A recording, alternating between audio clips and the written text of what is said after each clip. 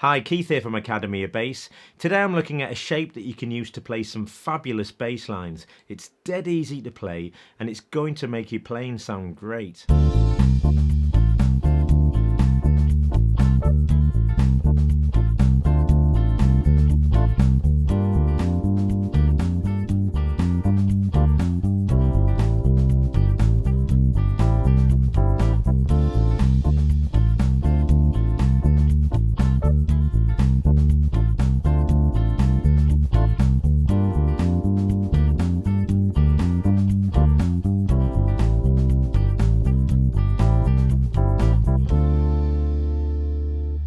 In that opening sequence, I played a really simple pattern that you might even have played yourself. The chords that I'm playing over are D minor, that's played 4 times, to G minor, that's played twice, and then finally C major, that's also played twice. The motif or the pattern that I'm playing is this. Usually when I play over a minor chord, my go-to starting finger is my first finger because that leads me nicely into the minor arpeggio and also the minor pentatonic scale. But you can play both of those leading from your little finger, so I'm here at the 5th fret of the A string. Now you might choose to lead with your third finger. I prefer to lead with my little finger. If you haven't tried that, give it a go. So we've got the minor arpeggio and we've also got the minor pentatonic scale. Now it's good practice to extend the range or extrapolate everything that you play on the bass to get the maximum potential in terms of available notes possible. The bass is such a physical instrument. The more we can play in one position without having to move or transition to another, the better. So I'm going to take this D minor pentatonic scale, D, F, G, A and C, and simply extend it downwards from this D root so we get C, A, G and F. That gives us this,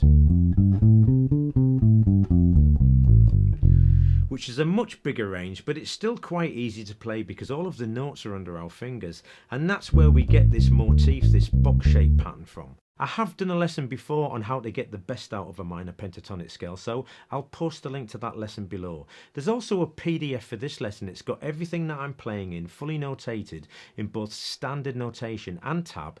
It's packed full of fingerboard diagrams, and I've also included the backing tracks that I'm using, so make sure you grab a copy of that. The other thing about this pattern is that whilst it works great over any minor chord, it also works really well over a dominant 7 chord, which is a major chord, but more on that later. So here's the full bass line. First time, second time, third time, fourth time. Then we're on to G minor, so we're starting at the 5th fret of the D string. Second time, C major.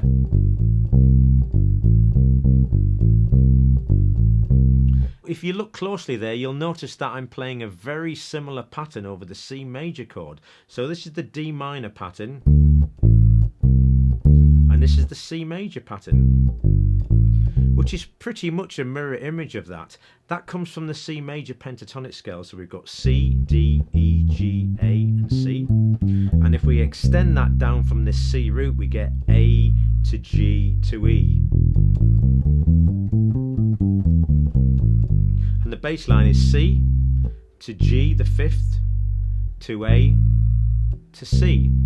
So with just those two really simple patterns, we've got a bass line that sounds great. And there are absolutely tons of songs that use that shape in their bass line. Songs like Black Magic Woman by Santana, Black Knight by Deep Purple, and Billie Jean by Michael Jackson. And they're just 3 of what I'm sure hundreds if not thousands of songs. What I'm going to do now is look at how we can make this line even more interesting, but without doing a great deal to it.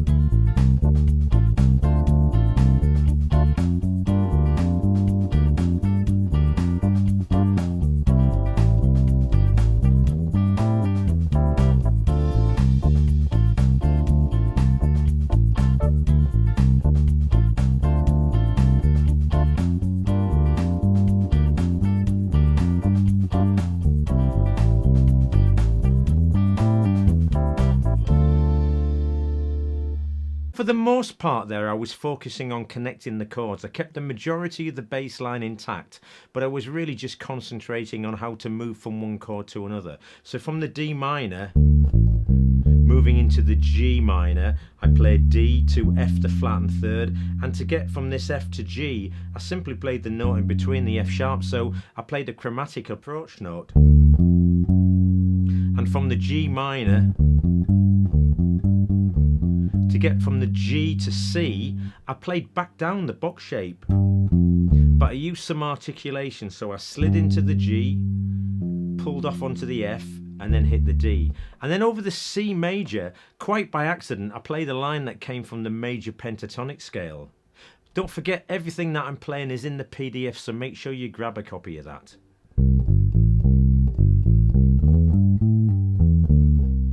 So there's lots of articulations there. From the C, I slid from the D into the E, hammered on from the G to the A, pulled back off onto the G, hit the E, played the D, slid into the C root, and then I used the lower extended part of the scale and played this A, and that A is the perfect lead into D minor because it's the fifth. So here's that full line.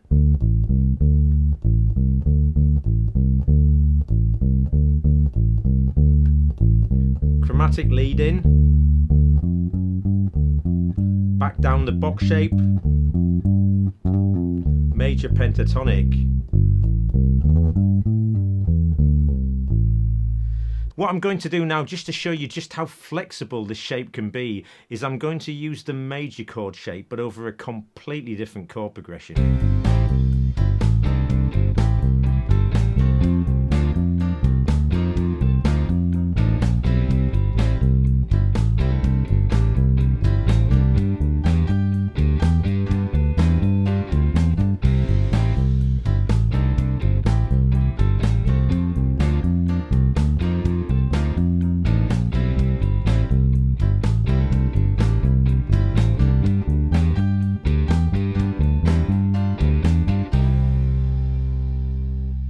So this is in the key of C. The chords are C, F and G, so it's a 1-4-5 chord progression, probably the most common chord progression in music.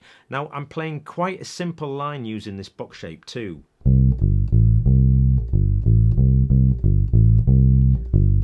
To F,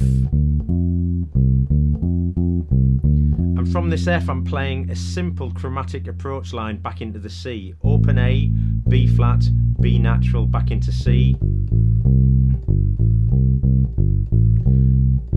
And when I move up to G, I'm playing G here with my little finger, just so I don't have to move my hand, and then I move my hand to finish off the line. So again, C to F, chromatic line, back to C, to G.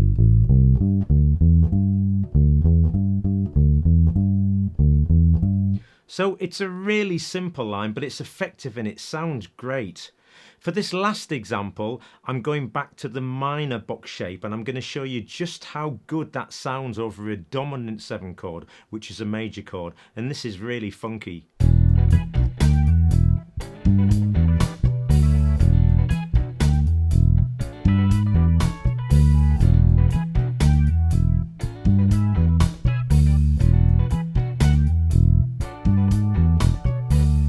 So this is played over an E dominant 7 chord, an E7 chord. The notes are E, G sharp, B and D, or root, 3rd, 5th and flattened 7th. And at its core, this bass line is based around the minor box shape.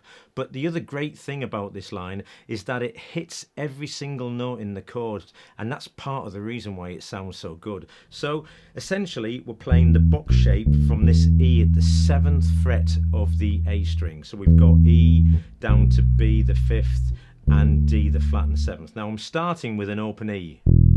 So I hit the open E, and I'm playing this E and B muted. Then I hit the D, the flattened 7th, and from there I hammer on to the E, and then I finish off with an open E again. So it's... Now you could play this E and B fully muted, or you could leave it open. Doesn't matter how you play it, it's going to sound good. I like to play it semi-muted. And from there, we're playing this G, which is the flattened third at the 5th fret of the D string, and that's not in the chord, so it shouldn't really fit. But then we hammer on to G sharp, which is the major third, and come back down to E, the root note, so now we're at the 7th fret of the A string. And that's a classic sound in blues, funk, soul and jazz. It sounds great. So there's a little gap before we play that.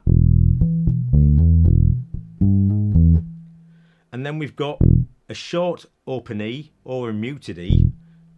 The same with the B at the 7th fret of the E string. And we end on D, the flattened 7th.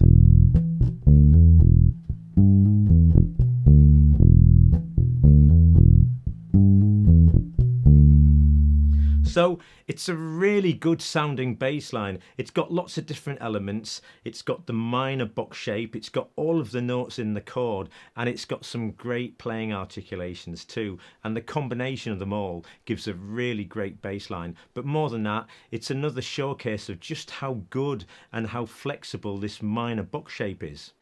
I've purposely chosen to keep things simple today. It would have been really easy to make things much more rhythmic and more complicated, but I really wanted you to appreciate and hear just how good these box shapes can sound, regardless of the style of music that you play. So whether you're playing blues, rock, funk, jazz, soul, or whatever, they're going to sound great, and they're really going to help your bass line sound better. Let me know in the comments if you've enjoyed this lesson, and also let me know if you've used any of these box shapes in your bass lines. Don't forget to grab the PDF, that link's posted below. Feel free to support the channel by subscribing or hit the bell notification. That way you won't miss out on what I release every week. Thanks for joining me. Look forward to seeing you again, and in the meantime, happy practicing.